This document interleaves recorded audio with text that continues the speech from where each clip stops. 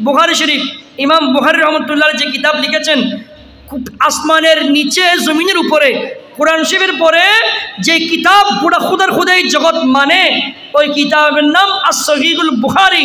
যে বলুন সুবহানাল্লাহ। ওই বুখারী শরীফের মধ্যে ইমাম বুখারী রহমতুল্লাহ আলাইহি যে হাদিসটা দিয়ে কিতাব শেষ করেছেন, একবার লাস্ট হাদিস 30 নম্বর পারা শেষ হাদিস, হযরতে আবু হুরায়রা রাদিয়াল্লাহু তাআলা আনহু থেকে বর্ণিত। তিনি বলেন, কালিমাতানে হাবিবাতানি ইলার রহমান খফিফাতানে আলাল লিসান সাকিলাতানে ফিল মিজান। যে বলেন সুবহানাল্লাহ। আমার নবী বলেন, উম্মত, কালিমাতানে, দুইটি এমন শব্দ আছে, হাবিবাতানি ইলার রহমান, আমার আল্লাহর কাছে সব চাইতে বেশি প্রিয়। কার কাছে প্রিয়?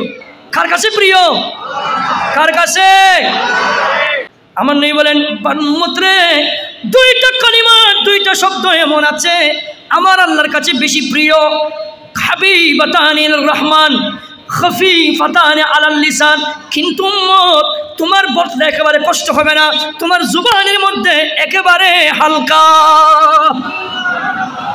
জুবানে কি? হালকা। কিন্তু উম্মত জানোনি এটা কেমন শব্দ? রাসূল জানিত না, একটু আপনি বলেন না। সাহাবায়ে কেরাম বলেন, রাসূল রে, আমরা কেমনে জানবো?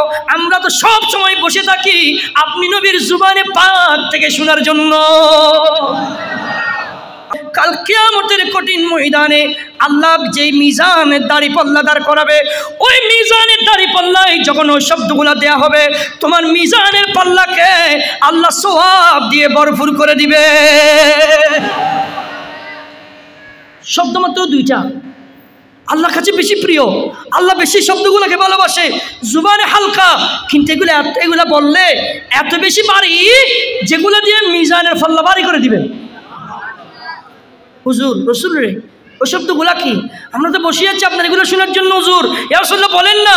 তখন আমার নবী বলেন, সুবহানাল্লাহি ওয়া বিহামদিহি সুবহানাল্লাহিল আযীম।